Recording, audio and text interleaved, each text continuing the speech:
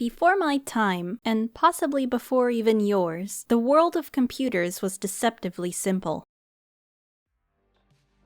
Despite being considered impossible feats of near magic created by only the smartest of engineers back then, computers, on their initial invention, could not handle much. The first ever general-purpose computer, the ENIAC, aka Electronic Numerical Integrator and Computer, could only solve mathematical problems. A key part of its operation was its ability to branch. It was able to trigger different operations depending on a computed result. Think of a modern-day if statement. The equations it understood were intense, but despite its mathematical prowess, this computer had no memory. It could not store anything it computed, so engineers used punch cards for external memory storage. It wasn't until 1953 that a 100-word magnetic core memory, aka an old form of RAM, was added. One word is equal to 16 bits, so in today's standards, this massive hunk of metal could store a whopping 2 kilobytes of information. The script you're hearing now has already exceeded that. As time went on, computers were expected to do more and more, and to become more convenient for the everyday person to use. This led to the eventual invention of the IBM personal computer, codenamed Acorn, released on August 12, 1981. Leagues ahead of the ENIAC, IBM PCs had a range of configurations. Typical setups ranged from a monochrome display with no floppy drives and 16 kilobytes of RAM max, to a 64 kilobyte RAM setup with CGA color graphics and a maximum of 64 kilobytes of RAM. These systems were still limited in terms of installable programs and functionality, and often relied on a user's knowledge of commands in MS-DOS. You didn't have a handy home screen desktop like we do today. Something as simple as a little sailboat floating across your screen was something to fear, because it was unusual, and because it likely meant your drive was being formatted in the background. Nice relaxing day at the beach.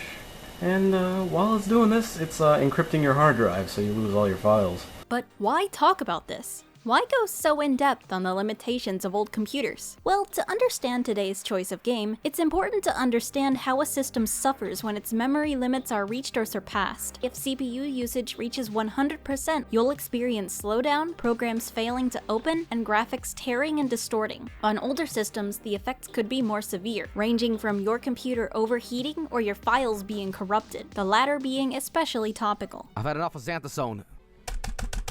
Is there no escape? Shut down. Oh, thanks, Santa, what the— Now I wonder, what would happen if somehow, someday, something within an outdated system gained a consciousness? What if multiple beings within were all thinking, learning, and reaching out?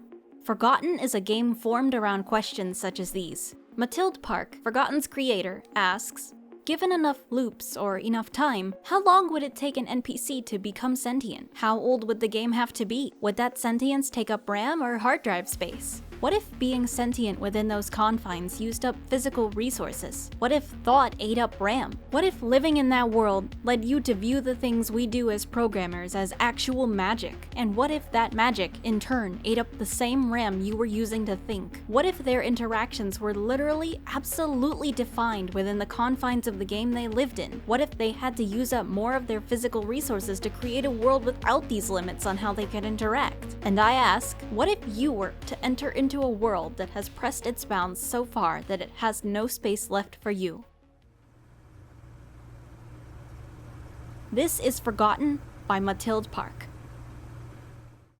Have you ever just been hanging out, then suddenly you remember something that shaped you a long time ago? Something that just feels like it's just your thing? Something that nobody knows when you bring it up? Something that you can't really believe you keep randomly forgetting, like your first starter Pokemon or a cartoon you watched growing up, but returning to it is like a weird safe space? For me, Forgotten is something like that. I don't remember exactly when I found it, but I know it was a long time ago. I stumbled upon this video, and the tagline caught my eye. Something about the creepiness of that classic computer warning combined with the crusty CGA graphics in the thumbnail had me interested, but watching through, I was left with more questions than answers. I didn't understand the story on anything more than a surface level. Monsters got attacked, they broke because of it, then the game breaks because there are no more monsters. I guess a part of me still knew I was missing something, and the quiet solemnity of the ending really stuck with me, especially with how the game doesn't allow you to play it again after you're done. Games that lock you out at the the end just scream, "There's more to me than you think, you know." Forgotten continued to pop back up in my head almost like a virus. Heck, in some sort of weird tribute, I even modeled a boss in my platformer game after a combination of two of Forgotten's monster characters. I dare say that Forgotten is what got me into loving subtle horror in the first place. Things like the backrooms, where the fear lies more in the sense of dread instilled when you realize where you are or what you've done. Like time and time before, I was just hanging out, scripting my latest video, and then suddenly I remembered Forgotten, and I instantly realized that, wait, I can finally do something about this. I can finally, like, give back to the game, if that makes sense. I have a way to do so now, and that way is going on a 20-minute yap session about it. Said yap session is the best time, in my opinion, to really figure out the story Forgotten is trying to tell, and conveniently, my new PC means this game has forgotten me. So anyway, alright dudes, open up! Dusky's on your hard drive now! Too much?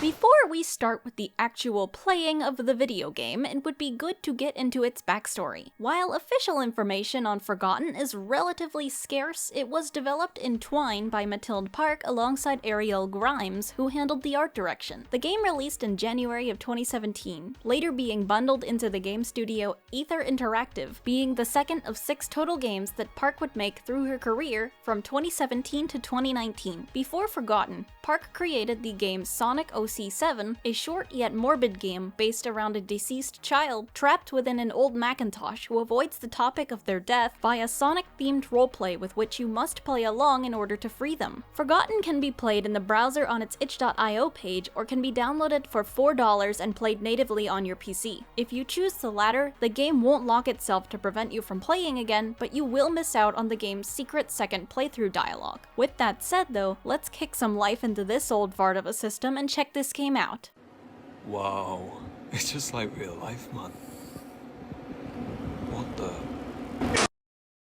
It is now safe to turn on your computer. The first words you'll see. While no computer ever said when to turn it on, this is purely for style, for those unfamiliar, this is a reference to something from old computer systems. Older computers that did not have ACPI support, aka what automatically turns off your physical computer when you shut it down, would inform you of when nothing was being written to the HDD and it was safe to press the power button. Turning on the computer here, we're greeted with a fake boot screen with a parody Intel logo. Another emotion, empathy, one that this game does play on quite a bit. You can actually enter setup from this screen by pressing delete if you're quick enough, and from the specs shown here, it's pretty evident that this system is on its last legs. Though the screen doesn't stay for long, if we freeze it, we can see what we're dealing with. It's 1992, way past when computers stopped needing to boot directly into DOS, and yet here we are with this primitive interface. We also have no A drive or B drive detected, so we cannot even try to boot into a different OS. Our CPU is at a worrying 89 degrees Celsius at boot, equaling 192 degrees Fahrenheit, which if you are not aware is not good for a computer that just started up. And lastly, the only graphics setting the system can handle is CGA, which is the first graphics card introduced for IBM PCs and is basically the default. So it's like if your system nowadays could only use integrated graphics. This thing is suffering.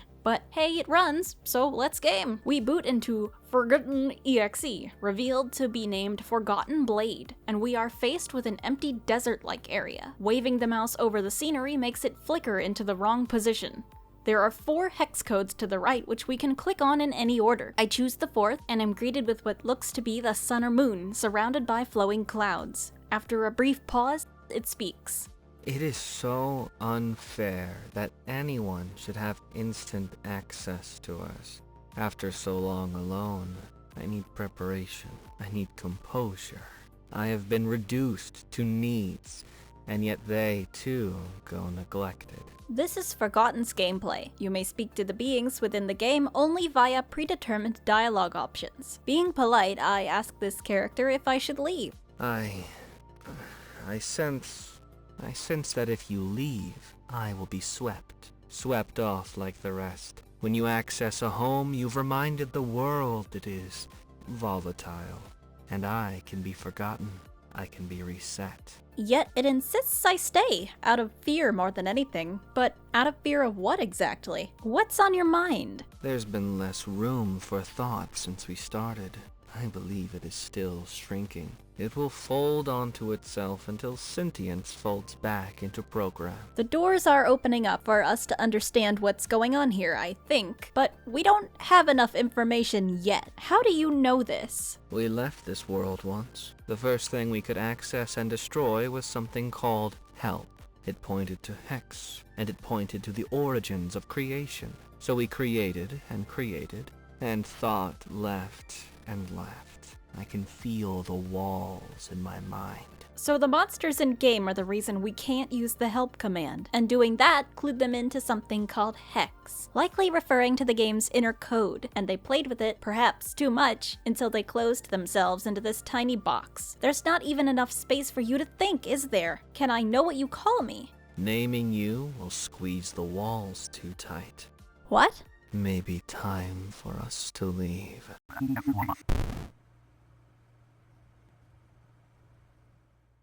This is the fate that awaits all in Forgotten, and we've just experienced the first of many. And what can we even do? This game exacerbates a feeling of helplessness. We couldn't even try to stop that. We didn't even have control of this attack command until after the sun died. And now we're left alone with the charred corpse of a very sentient being who has now fallen completely silent. There is no help, like it said. The only thing we can do is leave. And leave we do to a collapsing landscape. The lines are beginning to shift. But still, what option do we have besides looking for more information? What can we do besides head to a new address?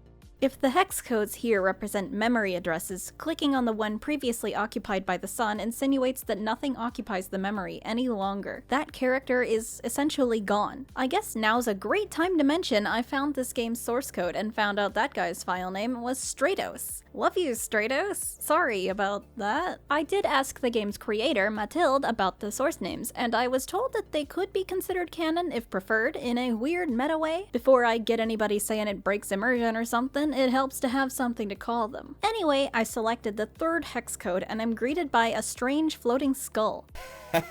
How did you find me here? We've all been hiding. Aren't you dead? This is Pyros. It immediately begins, quote-unquote, yelling. Shouting? What are you talking about? Are you Hex? Although it doesn't really understand what we mean when we ask it to quit yelling. We're getting a bit more insight on Hex here. Stratos mentioned it, yes, but not really what it was. By all life, you don't know Hex? You can't be you. Hex creates. Hex is the true name. When you use Hex, you create anew. To the monsters in this game, it seems that they believe Hex to be some sort of magic you can use to create new things. It makes sense that from a game character's perspective, a programmer's ability to just call stuff from midair by using a string of letters would look like arcane tomfoolery. But where is all of that now? All the Hex was left behind, left above. Do you hear the screams above? The others have said the screams were terrifying. Too many of us hurting each other in piles and piles. I can't hear. They were messing with things beyond their control. It looks like they suffered for it, but I don't hear anything myself. I would imagine that sounds calm. Welcome. What more do you need to know? I really do like this dude. They seem chill. Who are you, man? After so much time, all I know now is that I am myself. When I was born, I believe they called me... Those key codes do not exist after so long. If you speak my true name, you will just birth me anew. Who wants to live again? More allusion to the hex being used to summon, but we are running out of options. Death gets right to the point. I knew I would be friends with Death. I've removed all of me. All that's left is my eyes, my skull. My soul won't leave. That's all that's been left for... It must have been a billion cycles ago. A billion cycles. So maybe the computer didn't boot just now. Maybe it's been on for far longer than this. We are out of options. Sorry in advance. I have one thing left to say. Welcome to Fire Lake. It Seems that unlike Stratos, Pyros here does have something to say after its death, but I don't think that's what they were trying to say before we struck them. It almost seems like they've been reverted back to core dialogue. Hold on to that. For now, we can only head back. The desert continues to fall apart. I select the second hex code. Here, we're greeted by a kind of golem. They are called LITHOS. You're not you, are you? Your face is so deformed. It's scaring me. You should leave me alone. They don't seem happy to see us, but it seems like they knew us. Again with the "you're not you" stuff. I have had to watch everyone die. I saw you die. I swear I did. But here you are. There is a strong implication that whoever we are playing as is no longer more than a puppet for us to use to navigate this dying world. If our face is deformed, does that mean that the avatar befell the same fate as the previous two monsters, succumbing to data corruption? So who died? I've heard it said it's not fair to say they died, but they died. They stay. They say the same things. They look scary. They look like you. Who are you? So I'm taking this as a confirmation that the player character was likely sentient like these monsters, but fell to the corruption and now repeats core dialogue like the monsters we've slain, going through cycles but lacking any of what made them them. I'm connecting the dots here, but the monsters here definitely know that this cycle isn't the same as the others. After all, I don't think that hunk of junk visited these addresses post-mortem until now, huh? Otherwise, why would this guy be scared of us if he's seen our dead form before? I don't know. You're not Hex, are you? When the others used Hex, it ate the world. You could feel a little bit of the world vanish. There's less room for thoughts. The lights dim with the Hex. But it didn't happen this time. No, the lights have been this dim for many cycles. You do not act like Hex. You're not a copy of who you were when you were born. You are not summoned. You must be new. You must be... You must be from outside. You must be God. Oh, there appears to be a misunderstanding. But I guess technically he's right. We are a sort of god because if we had the source code of Forgotten Blade, not this game, but the in-universe version, we could edit the code and use Hex ourselves. To them, anybody on the outside could be considered a god.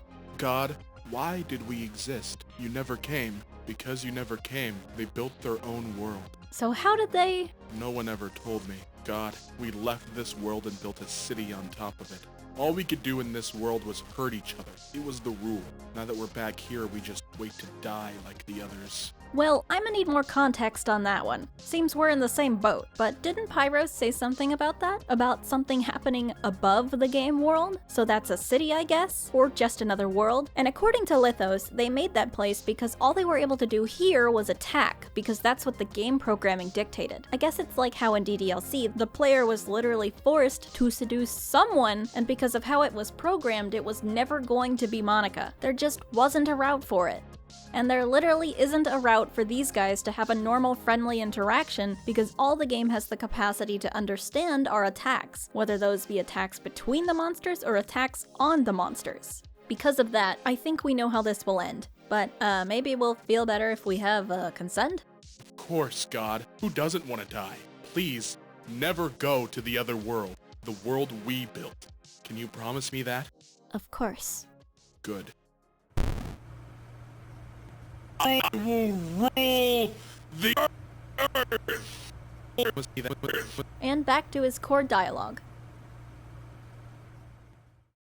So we have only one place left to go. The world is barely holding on now. So, you've returned. No, wait. You're not him. You look just like him. Hydros is the only one left, but you can definitely tell I'm not him, so who am I then? Who aren't you is more like it, isn't it? Nobody. An old friend, long dead. Far more human. Okay, there's a new menu selection here, Hero. It doesn't work, but unlike Help, it doesn't seem to be destroyed. It just doesn't work. Okay then, so who are you? When I was first born, I knew I ruled over the waves. Me, my family, those of us left alive. We were the first gods. A lot has changed after just a few millennia. Broken one. Definitely seems to be more, in character than the other guys. I wonder if the others just didn't get the opportunity to be. What happened? I'm afraid if you haven't heard of Hex by now, I'm not going to be the one to teach you. It's sort of funny how things end. After so many cycles, I guess it's only fitting it would be you. We didn't bring up Hex, but I guess it's assumed that everyone here knows about it. And again with the cycles. Lithos mentioned our character always killed the monsters for pretend, so Hydros is pointing out the irony in their real death being at our hands too. I don't want to hurt them, though. Then don't wear his face. Just kill me with bunny head.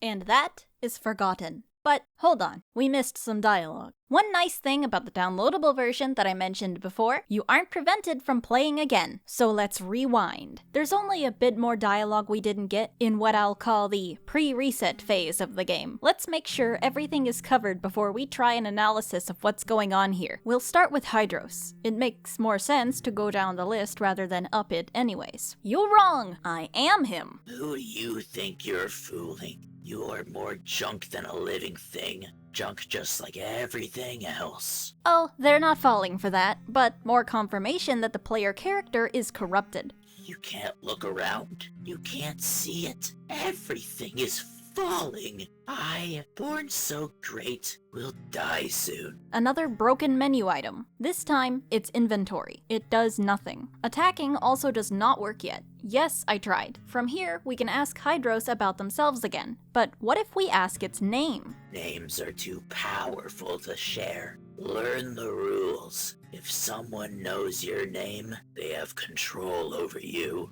But it's just a name. It's not just a name. It's you. It's what you are. It's all of you. A name is what you summon with. A name is why the Hex has devoured the sea, the land, the life. It has devoured you until you are part of the junk. And now you are here, like a curious puppet. Interesting! So here we have some insight on the Hex's powers. And although I don't use Hex or assembly code commonly, I think I know what they're talking about here. This summoning you do with Hex is basically the equivalent of, say, creating an object from a prefab in Unity. You'd say, instantiate object blah blah, but the point is to make that object, 1, it has to exist, and 2, you have to know its name. So Hydros, and Pyros mentioned this too, doesn't want you to know its name because if you did, you'd be able to do whatever you wanted with it. Create more of it, delete it, transform it, turn it pink, anything. And it's why the player is back now, because they were summoned like that. Just a husk of what they were. Let's go see Lithos now. Hi, Lithos! Oh, right. I'll respect your wishes this time. Oh, unfortunate. Okay, well, what about Pyros? Looks like the only new thing we can ask them is how to leave. Leave? Leave where? Beyond this address is darkness. This place is the last home. When we came back a long time ago, there were few homes left, so we stayed here alone. The outside is all junk. It just confirms that there isn't anything out there besides these addresses and this little area. They destroyed it all by accident, and now they stay here, alone, because honestly, what else are they supposed to do? The one who can help us the most now is STRATOS. If we ask them to talk, we get a lot of good information, most notably about how the monsters learned to work together, after being born following the rules of hurting each other. Very well. I will play historian for you. The first thing to die is grudges. You are born hating a few, and after enough repeating incidents, you learn, and you kill. The grudges could not come back with Hex. After long enough, they learned it was pointless. So what happened next? Junk accumulated. Besides the screams above our original world, down here, cracks ate up life and sanity. If you touched the junk, you became the junk. We found a few addresses left, but when they are opened, junk follows. Pyros mentioned screams too. Whatever they built up there is definitely eating up a lot of the game's resources and is looking for any more possible places to store the corrupt data. So I imagine that it's leaking into any opened addresses, and now that we have opened them, we just put them in danger. Attacking them probably kills so quickly because the player is made of junk. Touching the junk spreads it, so if we weren't here, would everyone have been okay? At least for a little while longer? Unfortunately, that's all the help STRATOS can provide. did. They loop back to their original dialogue now. After a second playthrough, that is about all the dialogue in pre-reset Forgotten, and by extension, the downloadable version in general. But something I haven't seen many people do is go back. You can, you know, but only in the web version. If you play through normally on the web version and then play again, you will be greeted with a new view. The game now repeats what seems to be a sales pitch. It's incomplete, but it seems to insinuate that this version of Forgotten in-universe is a trial version. Perhaps that was the reason for all of the restrictions that the characters faced. A repeating cycle meant only to display a basic example to get people to buy a full experience. Was it even playable, or was it just one of those automatic demos that plays when you leave a game on and don't press anything? The addresses from before are still here, and we can go back in. We are greeted with the characters just as we left them, broken and confused, but we can still talk to them. STRATOS is still here. Did you leave? You came back. I did. I feel very little. My threads are so Lithos? Where did you go? They can't answer. Okay. Pyros? They were about to say something before they were slain. I don't quite remember. It doesn't seem like they remember it. Hydros can't even speak to us. Their dialogue is fully corrupted. And now, so is the game. Its state is seemingly so far gone that it can only run for a short period. Trying to access anything just causes a crash. This world is well and truly dead, and, well, it's our fault. So now the only kind thing to do would be to put them out of their misery. You cannot replay the web version of Forgotten again after this. Trying to do so will just greet you with the formatting of the C drive again. But okay, so we saw everything. What does it mean? We can finally put together an analysis now. So, from what I can gather, Forgotten Blade is a game left running on an old computer for a very, very long time. This copy was a trial evaluation version with limited functionality. Each cycle was likely what you'd see in an older game if you left it running on the main menu. A pre-programmed set of inputs demonstrating typical gameplay. No one ever went to play the game, or perhaps they couldn't because perhaps the demo was all the trial version was supposed to be. So, the cycles went on forever. The hero would come, kill the monsters one by one, and then they would all be put back in place, repeating the motions. One day, the hero, monsters, or both realized that they were trapped in an endless cycle. Since there was no player input to prevent them from doing so, they got to speaking to each other and commiserating. But due to the limited actions they could perform, it would always end in the same thing, an attack, and being put back for the next time around. But they remembered more and more. As they all gradually became friends, or at least acquaintances, they desired more. They wanted to be able to interact in different ways. The help command on the player's menu ended up being the gateway to that. Somehow, they got access to it and picked it apart. When doing so, they found out that it pointed to something their world called Hex. Pointed to a hex code memory location, likely where some kind of tutorial was. They destroyed it, but they retained the knowledge that if something could point to Hex, that something could control their world. So they themselves would point to it and use it. That was going to be their gateway to better living conditions. Since they probably couldn't figure out how to change their base restrictions, they started to build on top of them. They built a new place to live, and that place had no restrictions. You could do whatever you wanted, but they quickly ate away at the available space within the game. They created and created without knowing what Hex really was, without knowing proper methods of coding such as clearing unused memory or allocating it or any of that. So inevitably, their recklessness led to corrupt data replacing their constructions and beginning to take over their new world. And once any of them tried to access something corrupt or stumbled upon it, it would corrupt them too. They would become one with the junk, as in junk data. The hero likely lived in this new world with the monsters, but when they were corrupted, the last surviving monsters fled and returned back to where they started, hiding in the last few unaccessed memory addresses where they knew nothing had been corrupted yet. We can see that space is so limited as early as the instant we enter the game. Our presence corrupts the environment simply by touch, almost like there is no space to comprehend our cursor being there, so it just breaks. Sadly,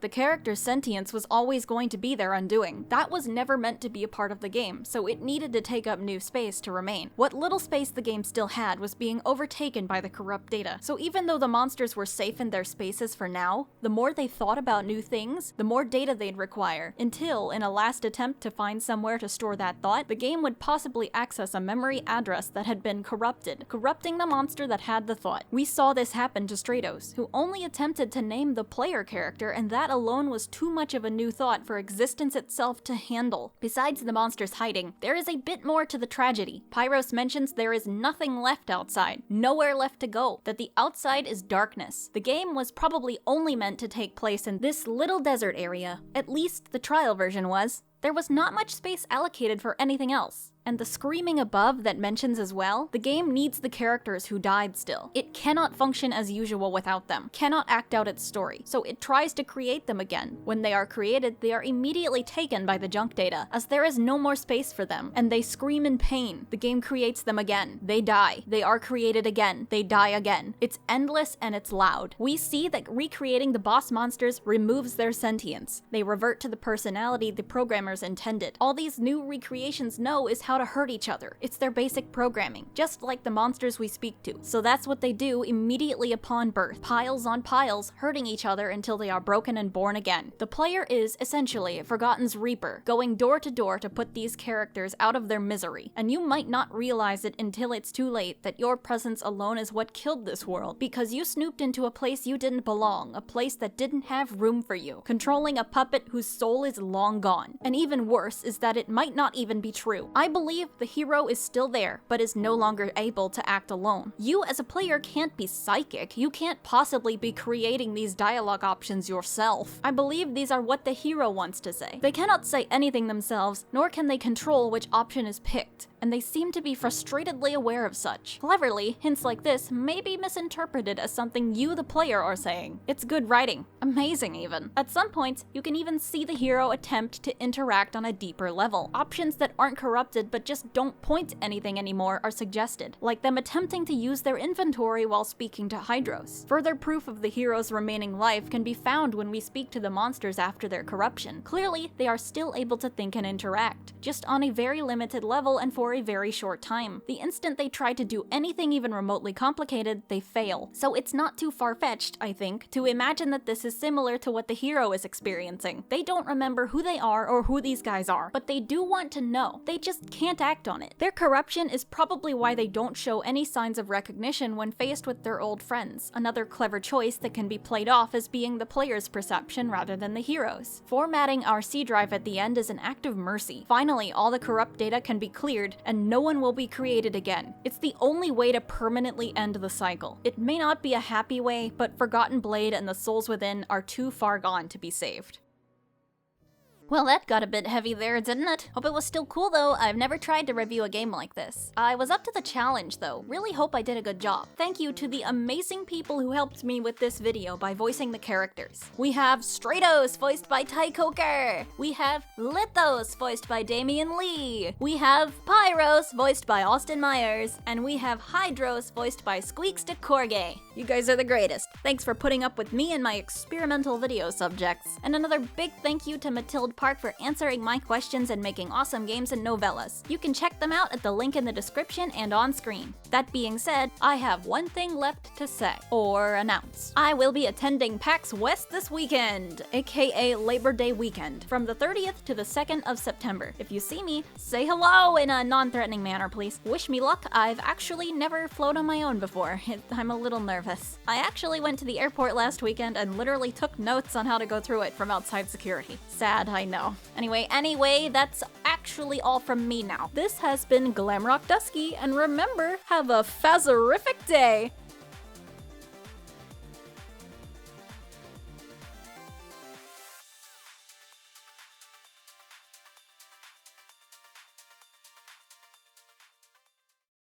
Oh, the hex was left behind, left above. Do you hear the screams above? The others have said the screams were terrifying. Too many of us hurting each other in piles and piles. I can't hear. You can't hear the secret to the Krabby Patty secret formula. I would imagine that sounds cold. Welcome, SpongeBob.